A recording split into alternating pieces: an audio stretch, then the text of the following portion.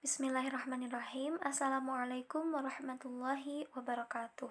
Perkenalkan, saya Lela Nurrahmah dengan NIM 11870100043 akan menjelaskan jawaban dari tugas yang diberikan berkaitan dengan contoh basis.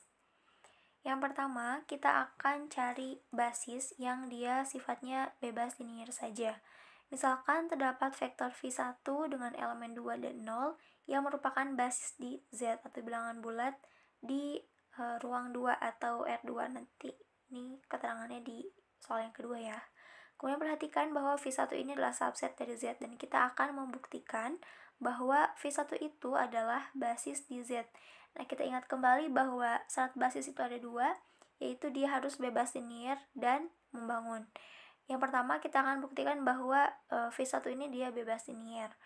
Misalkan terdapat suatu elemen R yang dikalikan dengan V1 menghasilkan 0. Karena ingat kembali bahwa bebas linear itu kombinasi linearnya harus sama dengan 0.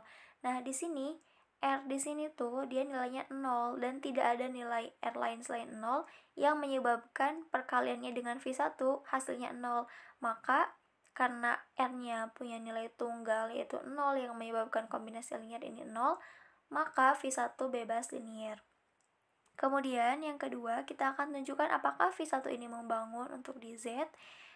Nah, di sini ternyata V1, vektor V1 itu tidak membangun Z karena terdapat vektor lain di Z, atau bisa kita tulis misalkan V1 aksen, vektor V1 aksen, di mana himpunan di vektor V1 aksen itu bukan elemen dari vektor V1. Kita misalkan di sini elemen dari vektor V1 aksennya adalah 3 dan 0. Coba perhatikan bahwa tadi kan di sini V1 itu 2 dan 0. Di bilangan bulat yang dibangun oleh 2 dan 0 itu adalah semua elemen yang nilainya itu genap. Misalkan 2, 4, 6, dan seterusnya. Nah, sementara di sini hanya disebutkan V1 itu kan hanya 2 dan 0 saja, tetapi di Z itu ada juga V lain, misalnya 3 dan 0 yang dia membangun elemen angka yang nilainya itu ganjil, misalnya 3, kemudian 6, 9, 12, 15, itu kan tidak bisa dibangun oleh V1, maka V1 itu tidak membangun Z. Oke, selanjutnya kita akan masuk ke yang kedua, yaitu contoh basis yang bebas linear ditambah dengan elemen baru sehingga dapat merentang di Z di R2 ini. Nah, misalkan tadi kita punya vektor V1 itu 2 dan 0 dan kita tambahkan vektor lain V2 dan V. Di sini vektor V2 yaitu 3 dan 1 dan vektor V yaitu 6 dan 4. Kita akan periksa apakah vektor V1 dan V2 ini adalah vektor basis di Z untuk R2. Jawab, misalkan terdapat K1 dan K2 sehingga memenuhi persamaan vektor V sama dengan K1 kali vektor V1 ditambah K2 kali vektor V2. Jika terdapat tunggal K1 dan K2 yang memenuhi persamaan ini, maka vektor V1 dan vektor V2 adalah vektor basis untuk R2.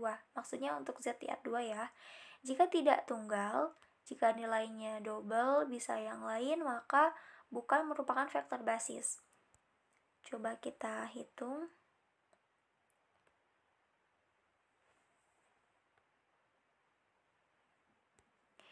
Nah, ini tadi persamaannya vektor V sama dengan K1 kali vektor V1 tambah K2 kali vektor V2. Kita masukkan angkanya karena tadi nilainya nah, ini nilainya untuk vektor V itu 6 dan 4. Kita masukkan matriksnya 6 dan 4. Kemudian K1 kita akan cari V1, vektor V1 yaitu 2 dan 0. Kemudian K2 akan kita cari. Kemudian vektor V2 yaitu 3 dan 1. Seperti operasi penjumlahan perkalian pada matriks skalar dengan matriks biasa, kita kalikan K1 dengan matriks 2 dan 0 yaitu 2K1 dan 0. Kemudian K2 dikali dengan matriks 3 dan 1 yaitu 3K2 dan K2.